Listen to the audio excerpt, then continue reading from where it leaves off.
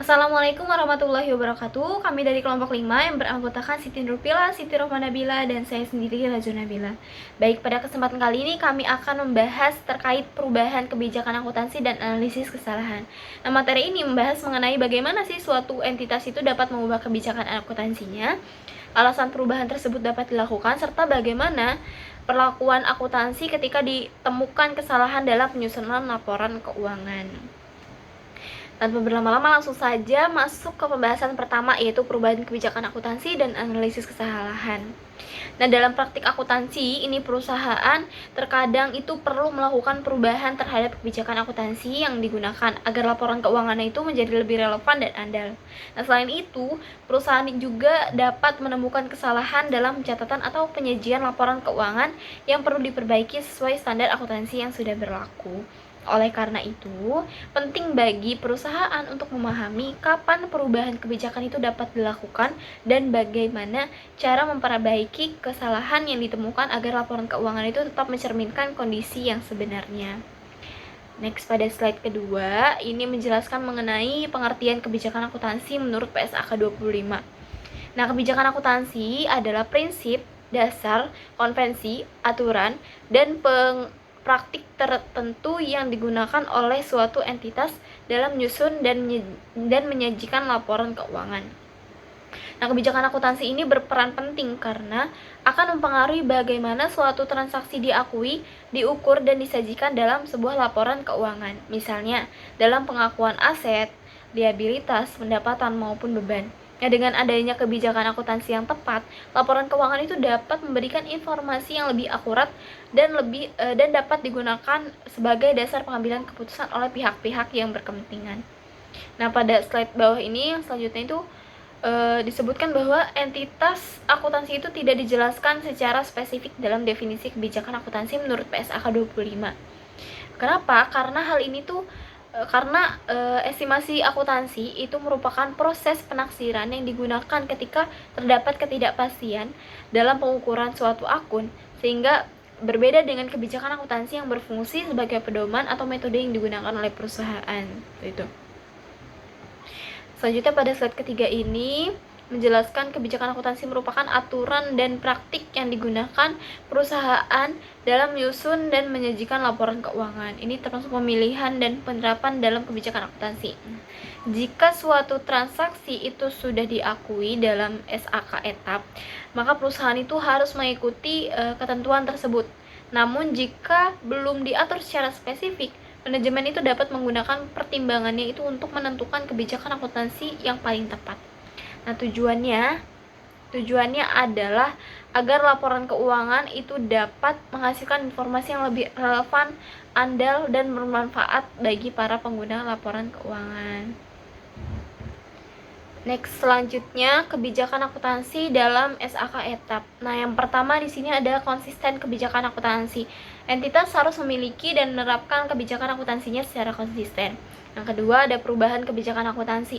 Nah, perubahan kebijakan akuntansi ini hanya dilakukan jika diwajibkan oleh standar akuntansi, terus menghasilkan informasi yang lebih relevan dan andal. Selanjutnya penerapan perubahan kebijakan akuntansi. Nah, perubahan ini dicatat menggunakan metode yang sesuai dengan ketentuan standar yang sudah berlaku. Selanjutnya yang keempat ada penerapan retrospektif. Entitas ini harus menerapkan kebijakan akuntansi baru untuk informasi komparatif periode lalu untuk tanggal paling awal. Yang kelima itu ada pengungkapan perubahan kebijakan akuntansi. Entitas harus mengungkapkan yang pertama alasan perubahan kebijakan, yang kedua dampak perubahan terhadap laporan keuangan, yang ketiga periode yang terpengaruh oleh perubahan tersebut. Oke teman-teman, di slide ini kita bahas tentang pengungkapan kebijakan akuntansi. Jadi setiap perusahaan itu punya metode atau aturan sendiri dalam menyusun laporan keuangan.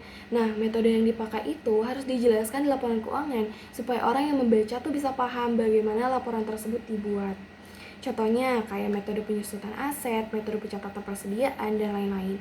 Terus di slide ini juga ada informasi tentang sumber daya ketidakpastian estimasi.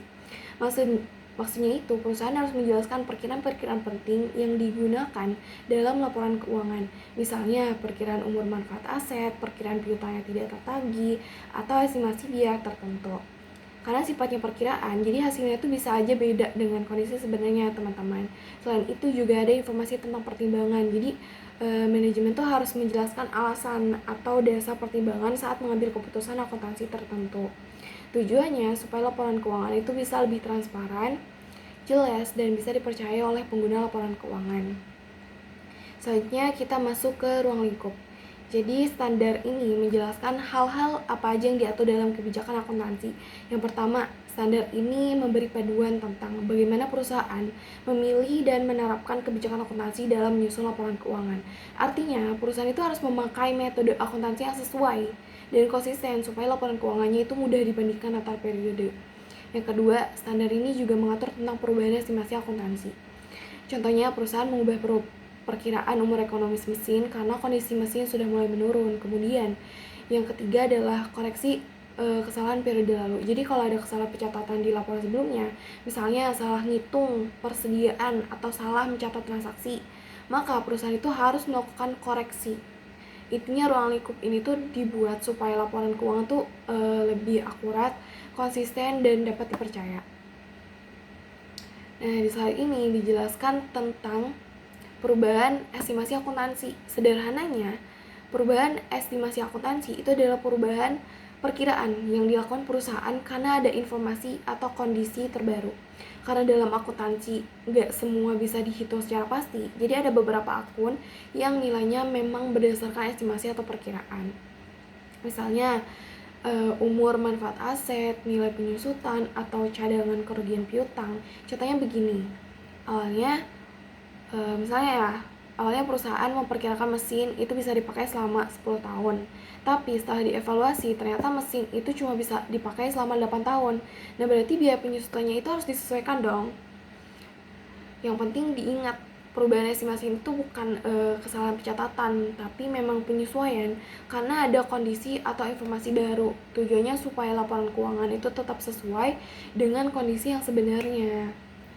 Lalu selanjutnya ada tentang pengungkapan perubahan estimasi dan koreksi kesalahan periode lalu. Yang pertama adalah pengungkapan perubahan estimasi.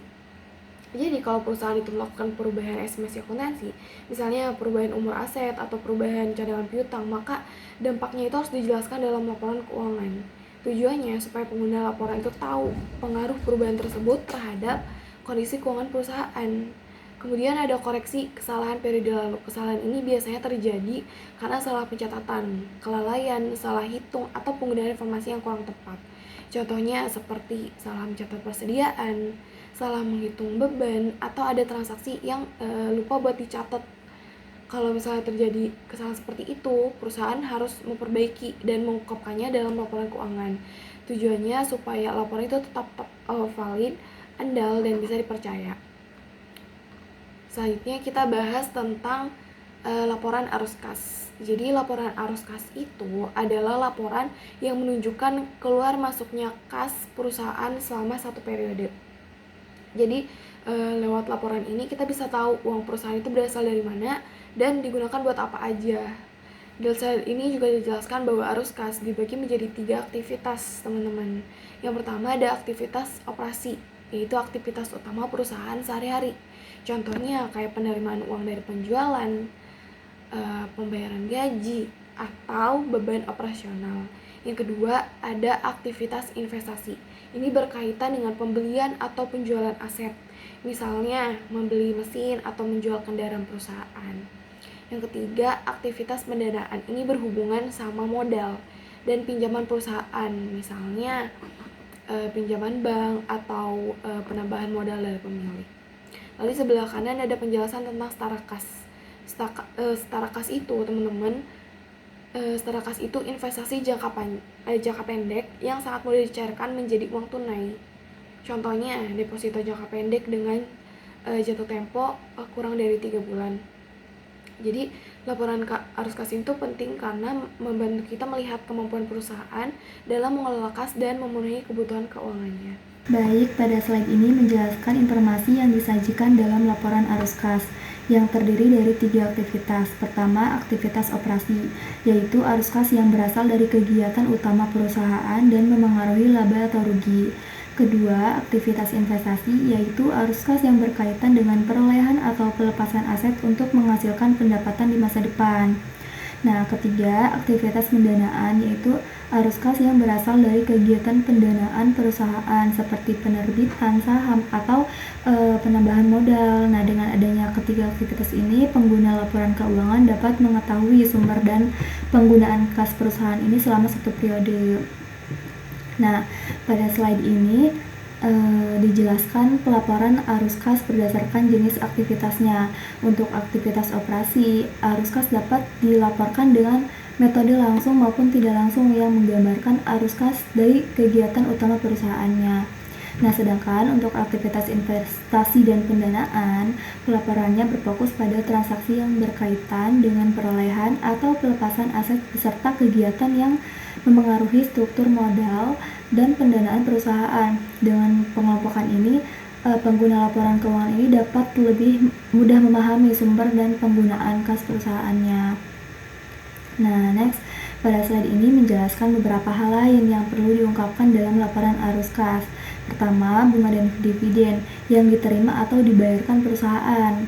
Nah, kedua, ini pajak penghasilan yang berkaitan dengan aktivitas perusahaan. Ketiga, transaksi non-kas, yaitu transaksi yang tidak melibatkan penerimaan atau pengeluaran kas secara langsung. Keempat, komponen kas dan setara kas yang digunakan dalam laporan arus kas. Dan terakhir, pengungkapan lain yang dianggap penting agar informasi yang disajikan menjadi lebih lengkap dan mudah dipahami oleh pengguna laporan keuangan.